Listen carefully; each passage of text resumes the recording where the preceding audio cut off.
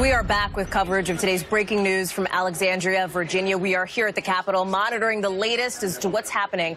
And I want to welcome in now for more reaction Senator Tammy Baldwin, Democrat from Wisconsin. She is inside the Capitol. Senator, thank you for joining us here as we talk about everything that's gone down in the last 10 hours or so.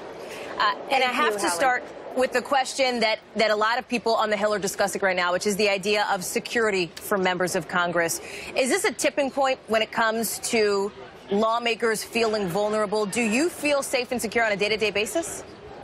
Well, first of all, I'm sure as we gather more facts about this, we will have these discussions. But we have to recognize that at the core of it, our jobs are about getting out there and meeting and listening to the people that we represent and bringing their aspirations, their challenges back with us to Washington, D.C.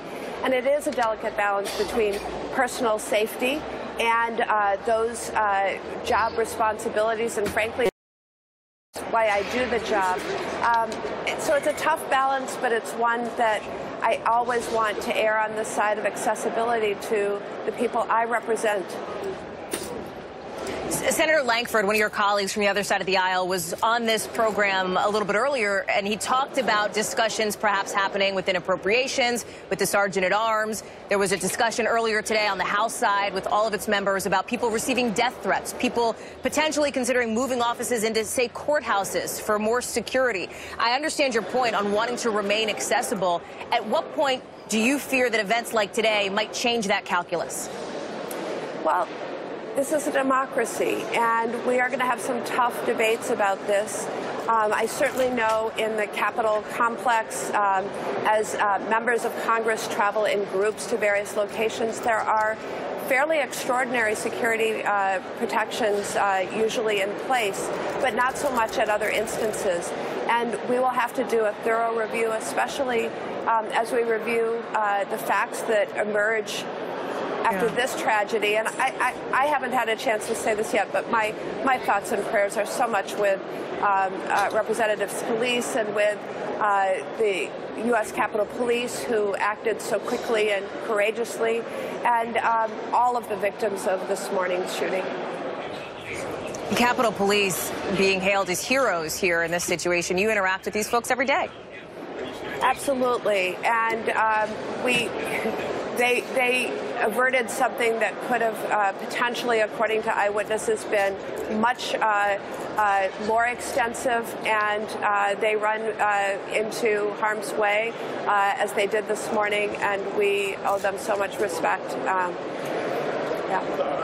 And Senator, there has been a lot of discussion today, as you know, about the rhetoric, about the tone and the temperature of the discussion politically at this moment. Police still don't know. They have not said what a motive might be for this shooting today, and I don't want to get out ahead of our skis or their skis. But I want to ask you if you feel like this is a tipping point for some of the discussions politically that we have here in Washington and around the country. You know, I feel like there's been some period of time where that line is crossed with great regularity, and it causes me great concern. We should all be mindful and respectful in our tone. It doesn't mean that we can't have great differences of ideas, but there is a nonviolent, civil way to go about expressing that. And I think it's particularly important. I don't see this necessarily as anything that we haven't seen before, but leaders need to speak out about being respectful and civil in our tone, and we actually have to model that behavior too. And let me just get you here, Senator, to react to something that Congressman Collins had to say when we talk about lawmaker protection. He said, on a rare occasion, this is what he told WKW, I'd have my gun in the glove box or something, but it's going to be in my pocket from this day forward. Your response? No, I'll let those comments speak for themselves.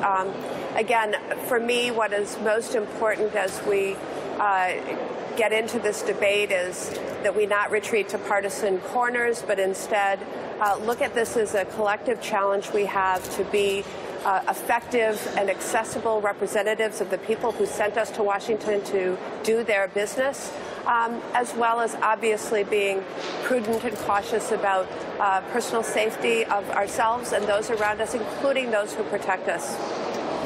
Okay. Senator Tammy Baldwin, Democrat from Wisconsin, thank you for joining us on this very significant day. I appreciate it.